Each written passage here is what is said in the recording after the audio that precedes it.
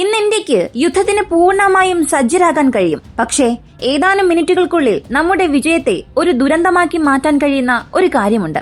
ഇത് യുദ്ധത്തിലേക്ക് നീങ്ങുകയാണെങ്കിൽ ഇന്ത്യയും പാകിസ്ഥാനും ഇപ്പോൾ എവിടെയാണ് നിൽക്കുന്നത് എന്നുള്ളത് നമ്മൾ അറിയണം. ലോകത്തിലെ ഏറ്റവും വലിയ സൈന്യമാണ് ഇന്ത്യയുടേത്. ഏകദേശം 1.45 മില്യൺ സൈനികരുണ്ട്. പാകിസ്ഥാനിൽ 6,54,000 സൈനികർ മാത്രം.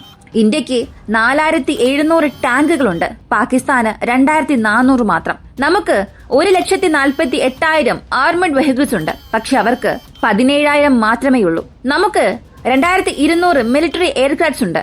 അവർക്ക് 450 മിലിറ്ററി എയർക്രാഫ്റ്റ്സ് മാത്രമേ ഉള്ളൂ. നമുക്ക് 293 നാവൽ ഫ്ലീറ്റ്സ് ഉണ്ട്. അവർക്ക് 121 നാവൽ ഫ്ലീറ്റ്സ്. ഇന്ത്യയുടെ അമ്യുനേഷൻസിൽ 88% നമ്മൾ തന്നെ നിർമ്മിക്കുന്നു.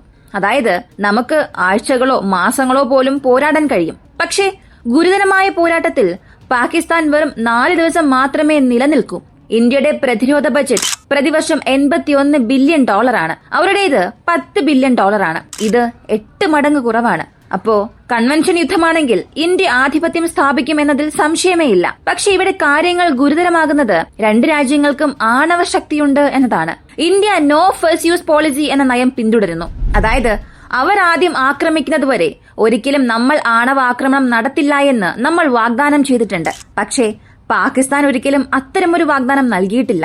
ഒരു പക്ഷെ പരാജയപ്പെടാൻ സാധ്യതയുണ്ടെങ്കിൽ ഉപയോഗിക്കാൻ കഴിയുന്ന ചെറിയ ആണവായുധങ്ങൾ പോലും അവർ നിർമ്മിച്ചിട്ടുണ്ട്. അത് ഒരു യഥാർത്ഥ അപകടമാണ്. ഒരു കളി ജയിക്കാൻ നിങ്ങൾ നിയമങ്ങൾ പാലിക്കേണ്ടതുണ്ട്. പക്ഷേ എതിരാളി അത് ചെയ്യുന്നില്ലെങ്കിൽ കളി ജയിക്കാൻ ഒരല്പം ബുദ്ധിമുട്ടായിരിക്കും.